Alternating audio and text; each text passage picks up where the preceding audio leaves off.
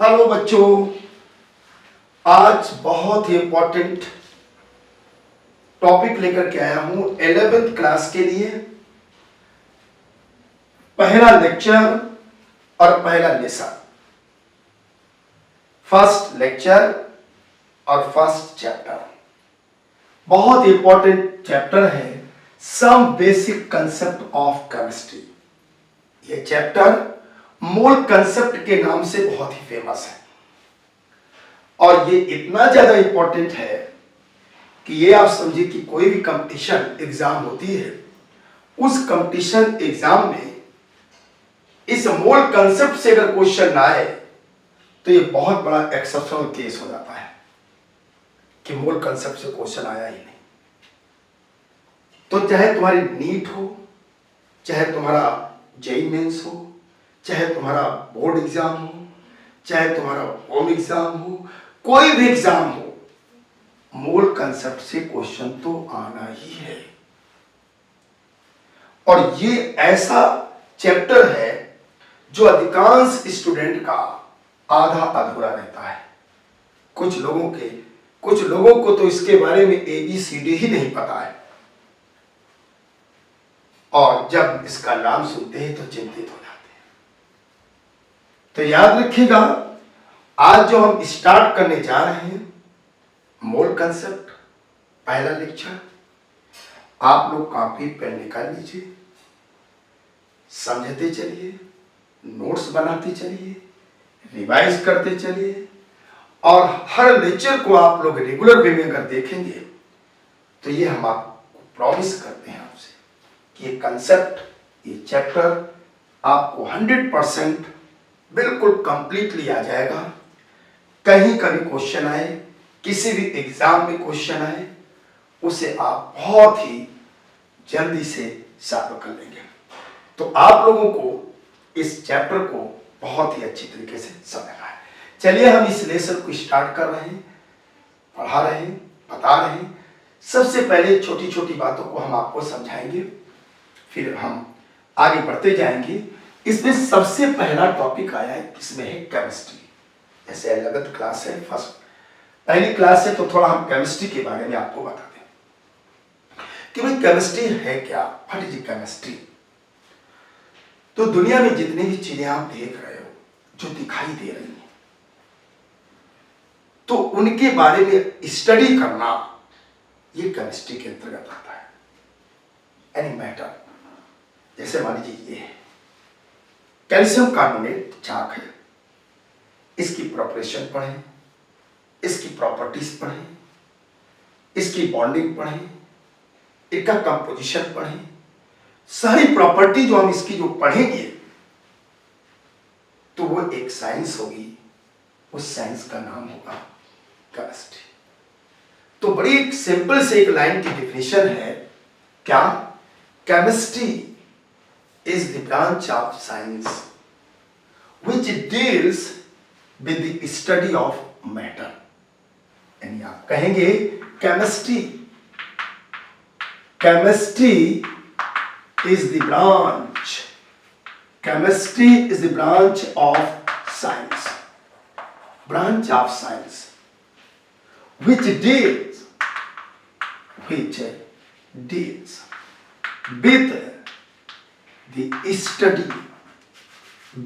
the study of matter, यानी इस matter के बारे में स्टडी करना, ये केमिस्ट्री है। Chemistry is the branch of science,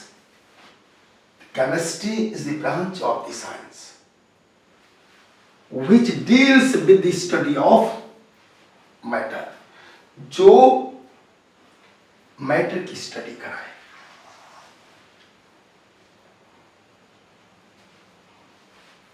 अब मैटर में क्या क्या हम स्टडी करेंगे, उसमें जैसे हमने कहा प्रिपरेशन भैया, आप लोग किसी चीज की प्रिपरेशन पर, उसका कंपोजिशन क्या है, वो किस किस चीज से मिलकर बनी है, और जो कंपोनेंट है वो बंधे होंगे तो बनने वाले फोर्स क्या है, अर्थात केमिकल बॉन्डिंग आपको पढ़ना पड़ेगा कि उसमें कौन कौन से कंस्टिट्यूएंट पार्टिकल कैसे बंधे हुए हैं, और फिजिकल प्रॉपर्टीज की स्टडी करना पड़ेगा। फिजिकल प्रॉपर्टीज क्या है कि भैया ये गैस है कि लिक्विड है कि सॉलिड है, इसका मेल्टिंग पॉइंट क्या है, इसका बॉइलिंग पॉइंट क्या है, इसकी डेंसिटी क्या है, ये सब। और एक लास्ट पॉइंट आप बड़ा इंपॉर्टेंट पढ़ेंगे, केमिकल चेंज, जिसे हम लोग केमिकल रिएक्शन बोलते हैं। भाई आपने किसी चीज को डाल दिया, गर्म किया, नहीं किया, रिएक्शन होने लगी, कोई नया प्रोडक्ट बन गया, तो वो सब केमिकल प्रोडक्ट जो बन रहा है, केमिकल रिएक्शन हो रहा है, उसमें किस तरीके से क्यों हो रहा है, कैसे हो रहा है, इनका सबका स्टडी हम करेंगे। तो केमिकल चेंज कर देंगे तो इसका मतलब केमिकल रिएक्शन, यानी किसी भी चीज में इन सारी चीजों की स्टडी जिस केमिस्ट्री में हम करेंगे, जिस साइंस में हम करेंगे, वो साइंस होगी केमिस्ट्री। तो chemistry is the branch of science which deals the study of the matter, study of the matter, जो स्टडी ऑफ द मैटर को आपको समझाए, वो केमिस्ट्री है, वो केमिस्ट्री है। अभी देखिए केमिस्ट्री को तो डिफाइन कर दिया, अब केमिस्ट्री की शुरुआत कैसे हुई। केमिस्ट्री की शुरुआत में जैसे हम लोगों ने शुरुआत में पढ़ा है, लोग कहते हैं, रामायण में भी लिखा हुआ है कि जल पावक गगन समीरा पंच तत्व बना शरीरा, ये सब हम लोगों ने कि जल आग इन सारे तत्वों से, बहुत सारे 5 तत्वों से मिलकर हम लोगों की बॉडी बनी। शुरुआत की बात है। एक बहुत ही महर्षि हुए, महर्षि, वो महर्षि का नाम है कण्व। इन्होंने सबसे पहले एक एटम वर्ड को यूज किया, डिफाइन नहीं कर पाए, यानी एटम वर्ड दिया था, तो दे दिया तो लोगों ने सुन लिया, लेकिन कोई बात आगे बढ़ी नहीं, इन्होंने एटम वर्ड दे दिया। बात तब स्टार्ट हुई, केमिस्ट्री तब स्टार्ट हुई जब जॉन डाल्टन ने अपना एक टूटा फूटा कंसेप्ट दिया, एक टूटी फूटी थ्योरी दिया, लेकिन वो टूटी फूटी थ्योरी लोगों को बहुत ही प्रभावित कर दिया। साइंटिस्ट उस थ्योरी को पढ़ करके आगे बढ़ना स्टार्ट हो गए, केमिस्ट्री यहीं से चालू हो गई। तो देखिए, अब ये कंसेप्ट आप समझिएगा कि जॉन डाल्टन ने कौन कौन से पॉइंट किस तरीके से समझाए। तो बहुत इंपॉर्टेंट थ्योरी आई जिनका नाम जॉन डाल्टन्स थ्योरी, ये थ्योरी आई, जॉन डाल्टन थ्योरी या कंसेप्ट कह दीजिए आप। क्या इन्होंने कुछ पॉइंट बताए, केमिस्ट्री की शुरुआत यहीं से हो रही है, यहीं से साइंटिस्ट जितने भी थे उनका दिमाग खुला और केमिस्ट्री की शुरुआत हो गई, और बढ़ते बढ़ते आज बहुत विकराल रूप केमिस्ट्री ने धारण कर दिया है। तो देखिए, जॉन डाल्टन के कुछ 5-6 पॉइंट थे जो कि उस समय बहुत बड़े पॉइंट थे। पहला पॉइंट तो इन्होंने ये बताया कि जितने मैटर होते हैं ये सभी छोटे छोटे पार्टिकल से मिलकर के बने हैं, और इन छोटे छोटे पार्टिकल को इन्होंने एटम कहा, यानी मैटर। पहला पॉइंट था इनका कि मैटर, जितने भी मैटर हैं, matter is made up of small particle which are called atom। ये बात कही, ये पहला पॉइंट कहा, मतलब कहा कि matter is a made up of small particle which are called atom, यानी जितने भी सब्सटेंस है छोटे छोटे पार्टिकल से मिलकर के बने हैं, और इन्हीं छोटे पार्टिकल को इन्होंने एटम नाम रख दिया। पहला पॉइंट ठीक। दूसरा पॉइंट इन्होंने बड़ी प्रबलता से बताया, समझाया, लेकिन वो आज के समय में कट गया, लेकिन उस समय बहुत ही इंपॉर्टेंट पॉइंट था। क्या था? इन्होंने कहा ये कि एटम जो आपका बना है वो कैन नॉट बी सब डिवाइडेड, यानी एटम जो बना है, आपने बनाया है, एटम कैन नॉट बी सब डिवाइडेड, सब डिवाइडेड। एटम को हम डिवाइड नहीं कर सकते हैं, वो फिर दूसरे पार्टिकल में नहीं टूट सकता है। ये पॉइंट इन्होंने बताया, लेकिन ये पॉइंट आज के समय में कट गया, क्योंकि आप लोग जानते हो इलेक्ट्रॉन, प्रोटॉन और न्यूट्रॉन ये सब एटम नहीं होते। एटम के सब पार्टिकल ही तो हैं? आप इलेक्ट्रॉन को एटम से निकाल सकते हो। तो ये बात आज के समय में इनकी कट गई। उस समय तो बहुत लोग मानते रहे, करीब 100 साल तक इनका मॉडल चलता रहा, लोग मानते रहे, इनको पूजते रहे लोग। इसके बाद देखिए अगले पॉइंट। अगला पॉइंट ये बताया कि एटम्स ऑफ एन एलिमेंट, आपको एलिमेंट्स क्या होते हैं? यानी group of atom is called elements, यानी बहुत सारे एटम रखे हैं तो हम इसको एलिमेंट्स बोलेंगे। जैसे आप लोगों ने देखा होगा कि पीरियोडिक टेबल जो बनी होती है उसके ऊपर लिखा होता है क्लासिफिकेशन ऑफ एलिमेंट्स, क्योंकि वहां बहुत सारे एटम्स हैं, तो बहुत सारे एटम्स के लिए हम लोग एलिमेंट्स बोलते हैं, यानी ग्रुप ऑफ एटम्स को एलिमेंट्स बोलते हैं। तो सेकंड पॉइंट, थर्ड पॉइंट भी इन्होंने ये कहा कि atoms of an element, atoms of an elements are identical to each other, identical to each other, identical to each other, and they have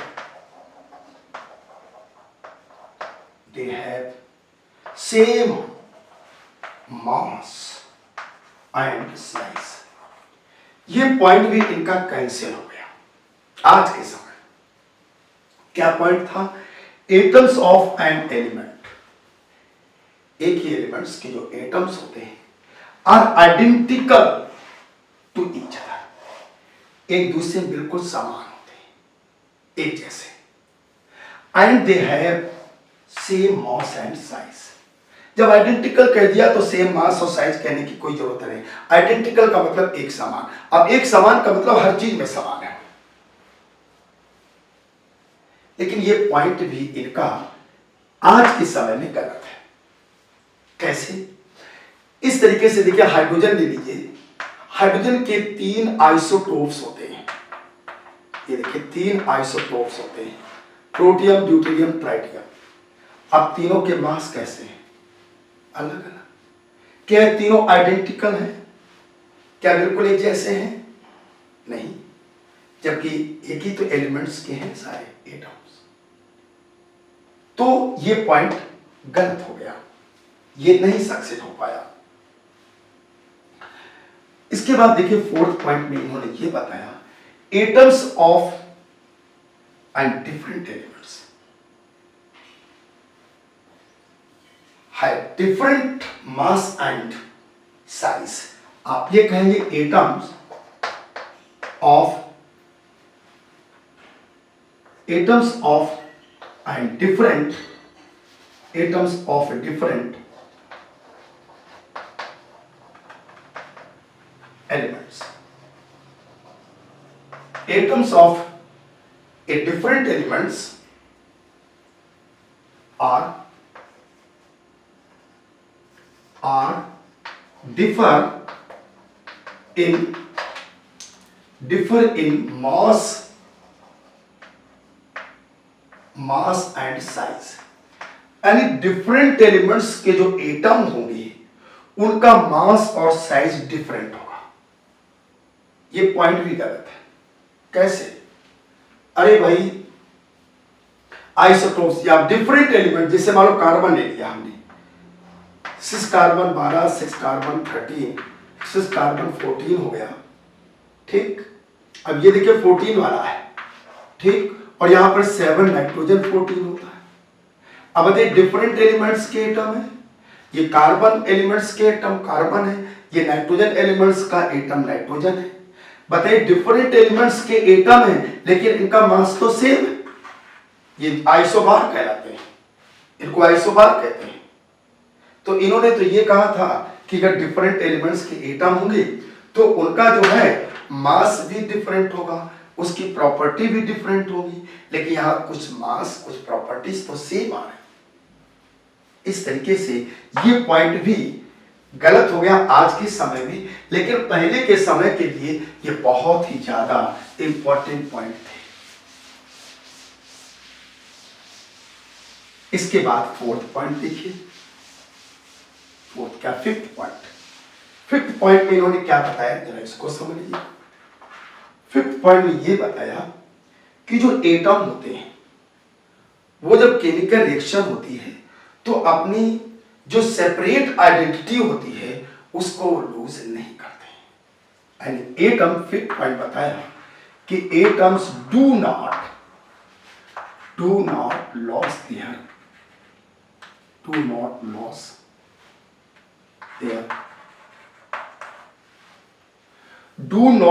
their separate identity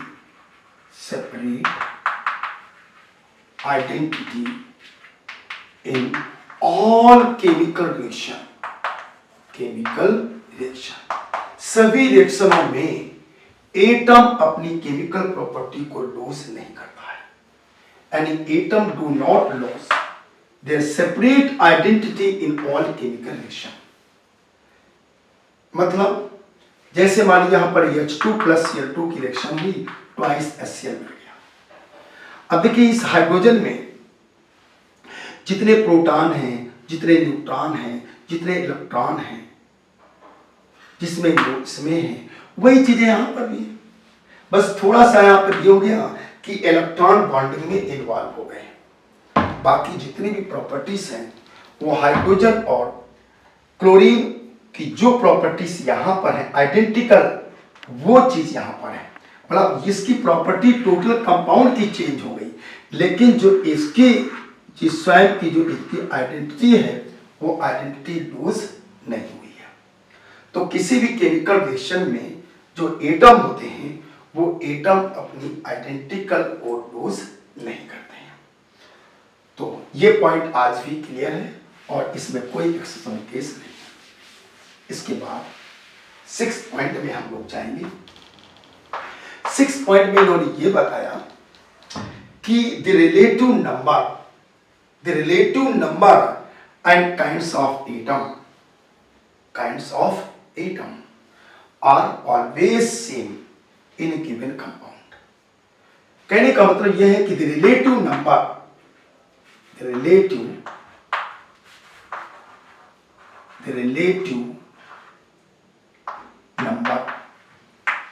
and kinds of atom जो kinds of atom हैं, जैसे मान लो हम H2O ले लें तो H2O में जो होते हैं 2 हाइड्रोजन होते हैं और ऑक्सीजन कितना होता है, 1। तो अब वाटर को अगर हम कहीं से भी लें, चाहे हम रिवर का ले लें, चाहे पाइप का ले लें या रेन ले लें, कहीं का भी ले लें, तो उसमें क्या होगा, जो रिलेटिव नंबर है, the relative number and kinds of atoms are always same in given compound. मतलब जैसे हमने यहां पे दे दिया वाटर ले लिया, अब ये वाटर चाहे तुम्हारा रिवर का हो, चाहे तुम्हारा हैंड पाइप का हो, चाहे तुम्हारा ये रेन वाटर हो, चाहे लैब वाटर, कहीं का भी वाटर हो, चाहे तुम सिंथेटिक किया हो, उसको प्रिपरेशन किया हो, लैब में बनाया हो, इसमें क्या होगा कि इसमें 2 हाइड्रोजन एटम है और 1 ऑक्सीजन एटम है। इन दोनों के मिलने से बना। तो इसका मतलब relative number 2 hydrogen 1 oxygen, kinds of atom hydrogen और ऑक्सीजन, ये हमेशा सेम रहेगा, वाटर कहीं का भी हो। जैसे मान लो आपने ले लिया सोडियम हाइड्रोक्साइड, तो इसमें क्या है, Na ऑक्सीजन हाइड्रोजन। अभी सोडियम हाइड्रोक्साइड कहीं का भी हो, किसी कंपनी ने बनाया हो, या नेचुरल आपको मिल गया हो, या कहीं से नेचुरल सोर्स से आप लाए हैं, या आपने लैब में बनाया है, लेकिन उसमें हाइड्रोजन ऑक्सीजन और हाइड्रोजन ये सब सेम रहेंगे। ये हम मतलब जो है अलग अलग, तो ये भी पॉइंट इनका सक्सेस है, और आज भी इस पॉइंट को हम लोग अच्छी तरीके से लेते हैं।